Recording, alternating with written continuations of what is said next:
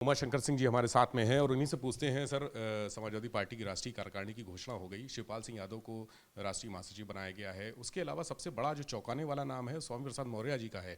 जिस तरह से रामचरितमानस का विवाद हुआ उसके बाद उनको क्या प्रमोशन दिया गया है? नहीं, देखिए, मैंने सूची देखी है और सूची देख करके तो पहले तो मुझे समाजवादी पार्टी पे हंसना आ रहा है। समाजवादी पार्टी ने जो अपनी राष्ट्रीय कार्यकारिणी की घोषणा की है उसमें मैं देख रहा हूँ कि जो बहुजन समाज पार्टी से निकाले गए लोग हैं, यानी रिजेक्टेड लोग हैं, उनको वह अपनी पार्टी के मुख्य लाइन में, मुख्य कतार में बिठा रहे हैं। मान लीजिए, चाहे तो आप देख लीजिए, सारे लोग तो उसमें बहुजन समाज पार्टी के ही लोग हैं जो राष्ट्रीय महासचिव की सूची में आए हैं। तो पहले तो ये हो गया कि अब उनके पास उनकी अपनी पार्टी, खुद की पुरानी पार्टी है। माननीय मुलायम सिंह जी पार्टी की स्थापना बहुत दिनों से करके लेके आ रहे थे, और अब कोई, मुझे नहीं लगता कि अब उनके पास कोई उस पार्टी में ऐसा नेता बचा हो जिसको वह राष्ट्रीय कार्यकारिणी में लाए, सिवाय जो बसपा से रिजेक्टेड और निकाले गए लोग हैं। तो पहले तो इससे उस पार्टी के बारे में आकलन लगाया जा सकता है कि उस पार्टी का अब स्ट्रेंथ क्या रह गया है, वह पार्टी किसके बदौलत टिकी हुई है। दूसरी बात जो रह गई, जो आपका सवाल था माननीय स्वामी प्रसाद मौर्य जी के, जो इस समय बयान विवादों में है, वो मैंने पहले दिन भी, आपके कोई साथी आए थे, मैंने उनसे बताया कि भाई माननीय मौर्य जी से आज के तिथि में यह पूछ क्यों रहा है, इसकी ज़रूरत कहाँ से आ गई, यह बात अचानक उनके दिमाग में कहाँ से उत्पन्न हो गई। तो मुझे, चूँकि विश्वस्त सूत्रों से या मैंने बहुत सोच से ऐसा पता चला कि यह एक भारतीय जनता पार्टी की एक सोची समझी स्ट्रेटजी है, जिस स्ट्रेटजी का इम्प्लीमेंट्स वह समाजवादी पार्टी के लोगों से करा रही है। आज हमारा जहां ध्यान हमको महंगाई पे होना चाहिए, जहां पे देश के तमाम ऐसे मुद्दे हैं जिस पे हम फोकस कर सकते हैं एज ए पोजीशन में रहते हुए, उस पर फोकस न करके, क्योंकि सबका ध्यान, हमारी पूरी मीडिया भी इधर बट गई, जिसे अन्य ध्यान हम जहाँ पे ले जाना चाहते हैं उसमें न आकर के पूरी मीडिया का ध्यान आ गया, सारे पॉलिटिकल पार्टी के नेताओं के यहाँ मीडिया दौड़ दौड़ जाने लगी कि आपका इस पर क्या व्यू है। तो वो जो चाहते थे, यानी जो भारतीय जनता पार्टी चाह रही थी, वह काम समाजवादी पार्टी उनके हिसाब से उनके एजेंडे को लागू कर रही है, और पूरा इसी में देश में विवाद छिड़ गया है। मैं कह रहा हूँ कि जिस काम को हम, जो ज़रूरत है, हम नेता हैं तो हम अगर विपक्ष में हैं तो हम, विपक्ष की भी एक अपनी महत्वपूर्ण भूमिका होती है। जहां सरकार की नज़र नहीं जाती है, विपक्ष वहां उस चीज़ को देख करके विपक्ष उसको इंगित करता है, विपक्ष उसको दिखाता है सरकार को। लेकिन हमारे यहाँ विपक्ष ये नहीं दिखा रहा है। हमारे यहाँ विपक्ष, जो सत्ता पक्ष चाहती है उसी का अनुसरण कर रहा है, और वो बयान देखिए, और उसका मान लीजिए आज अखिलेश जी ने समर्थन भी कर दिया उस बयान का। हाँ, अखिलेश जी ने कहा शूद्र मानते हैं हम लोग को बीजेपी वाले, भाजपा वाले, इसीलिए मंदिर में प्रवेश नहीं करने देते। मैं ये कहा ना कि ये पढ़े लिखे लोगों के लिए ये सब इंटेलेक्चुअल स्टेटमेंट नहीं है।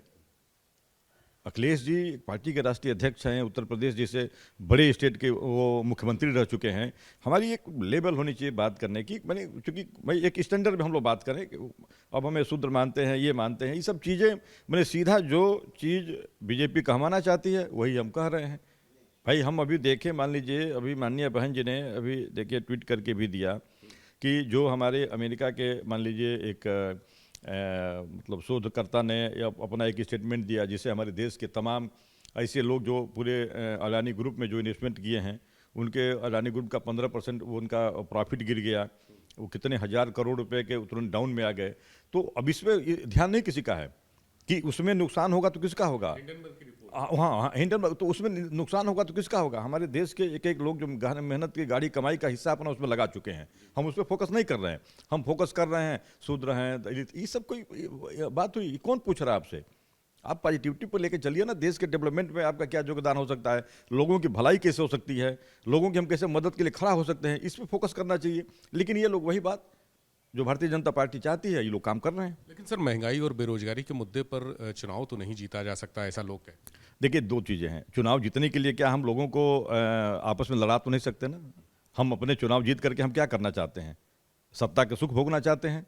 लेकिन हम उसके लिए हम पूरे समाज को बलि चढ़ा दें, पूरे समाज में हम जाति संघर्ष करा दें? क्या सत्ता पाने का यही एक रास्ता है? क्या सत्ता पाने का रास्ता नहीं है कि हम अपनी पॉजिटिविटी से हम लोगों के बीच में जाएं, लोगों के बीच में काम करें? मान लीजिए मैं आज अकेले विधायक हूँ, तीसरी बार के विधायक हूँ, लेकिन मैंने अपने यहाँ काम किया है, रात दिन लोगों के सुख दुख में खड़ा रहता हूँ। कभी कोई ज़रूरत पड़ती है तो मैं सबसे पहले पहुँचता हूँ। लोगों को लगता है मैं तो कभी, हमारे यहाँ चलिए देखिए, मुझे कोई नहीं मानता है कि नहीं मैं अपने यहाँ जातीय संघर्ष कराता हूँ। कभी हमारे यहाँ कोई विवाद नहीं होता है। 90% विवाद हमारे यहाँ थाने पे मतलब ही समझौता हो जाते हैं। गांव पे समझौता नहीं हुआ तो थाने के लोग को ही 90% समझौता कर लेते हैं। दो भाई लड़े हैं तो अगर किसी का सर फूटा है, मैं जानता हूँ, मैं समझाता हूँ कि कल आप कचहरी में जाओगे, आपका बर्बाद होगा। अगर दोनों सगे भाई हो, अगर बहुत गलती न हो तो आप समझौता कर लो, नहीं तो फिर तुम्हारा पैसा बहुत इन्वेस्ट होगा, फिर परिणाम क्या होगा, 2 साल बाद फिर समझौता करोगे। तो मैंने समझा करके, फिर लोग कहते हैं मेरा इतना खून जल गया। मैंने कहा वो जितना खून गिरा है उतना खून के लिए तब तक आप जूस हमसे पियो जितना, जब तक तुम्हारा खून न बन जाए। लोग मान जाते हैं। तो हमारी सोच हमेशा पॉजिटिविटी होनी चाहिए। हम कैसे दो लोगों को जोड़ सकते हैं, न कि हम समाज में नफरत फैलाएं। और जो इस तरह के स्टेटमेंट लोग देते हैं सीधा समाज में नफरत फैलाने का काम करते हैं। और यहाँ कोई ऐसी स्थिति नहीं आई, ये भी नहीं था कि कोई इस तरह का उनसे सवाल किया हो। सीधा मीडिया को बुला करके और इस तरह से मीडिया से इसी बात पे चर्चा की जा रही हो। इसका मतलब कि ये स्क्रिप्ट किसी और ने लिखा है, वो स्क्रिप्ट लिखा हुआ और वह किसी और से स्क्रिप्ट को फॉलो कराया गया, सीधी स्पष्ट दिख रही है। तो ये समाजवादी पार्टी का भी एक तरीका हो सकता है इस मुद्दे को उछालना, चूंकि ओबीसी वोट बैंक जिस पे टारगेट कर रही है उसी को लेकर ढोल गंवार शूद्र पशु नारी ये सब जो रामचरितमानस की पंक्तियां हैं, क्या समाजवादी पार्टी का कोई एजेंडा इसके पीछे हो सकता है? अब देखिए, समाजवादी पार्टी, मान लीजिए अभी समाजवादी पार्टी कहती है कि हम 2024 की तैयारी में हैं। तो क्या 24 की तैयारी के लिए सब यही मुद्दे रह गए हैं भाई? ये बड़ा वोट बैंक है सर ओबीसी। वोट बैंक है, लेकिन अब ये सब लोग, जितने लोग हैं, ये सब समझ चुके हैं। इसलिए कि माननीय मुलायम सिंह जी कई बार मुख्यमंत्री रहे, माननीय अखिलेश जी भी कई बार मुख्यमंत्री रहे, माननीय बहन सुश्री मायावती जी कई बार मुख्यमंत्री रहे। ये जिन वोटों की बात कर रहे हैं ना, वो सारे वोटर्स अब इस बात को, भारतीय जनता पार्टी के मुख्यमंत्री हैं, अब सारे लोगों के कार्यकाल को ये सब वोटर देख रहे हैं। और समय आने पे अब वोटर भी इस चीज़ से ऊपर उठ चुका है। वोटर मान लिया है कि ये लोग हम सबको मूर्ख समझते हैं और आपस में लड़ा करके, समाज में भेदभाव करके, समाज को बांट करके ये लोग वोट लेते हैं। अब वो लोग सोच रहे हैं कि हमारे लिए कौन क्या क्या किया है।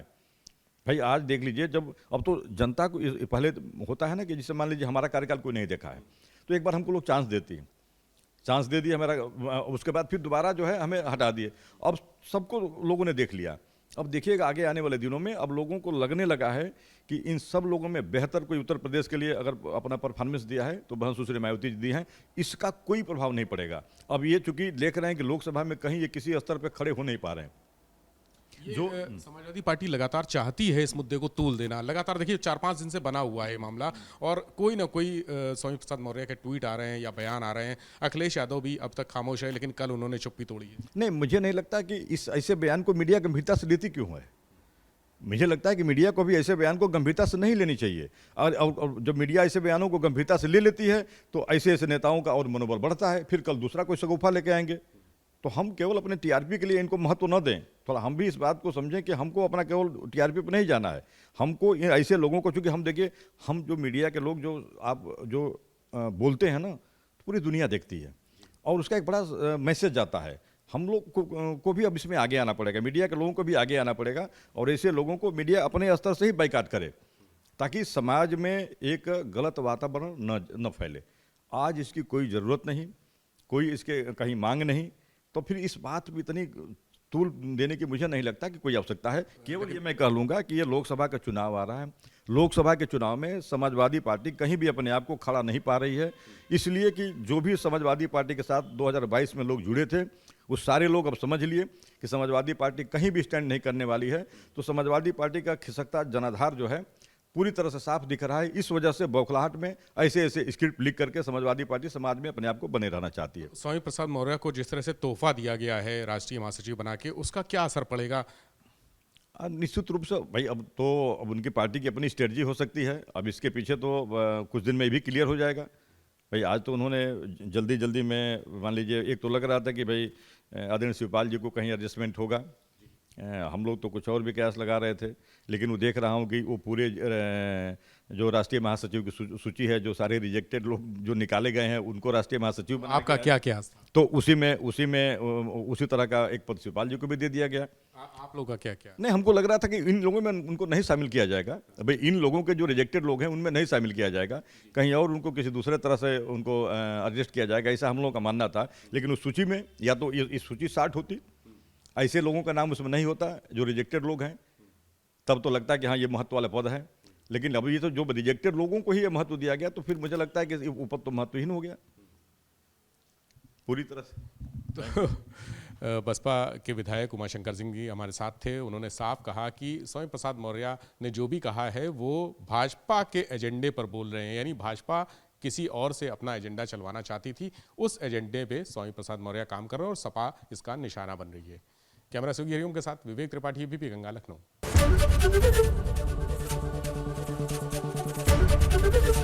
एबीपी गंगा, खबर आपकी, जुबान आपकी।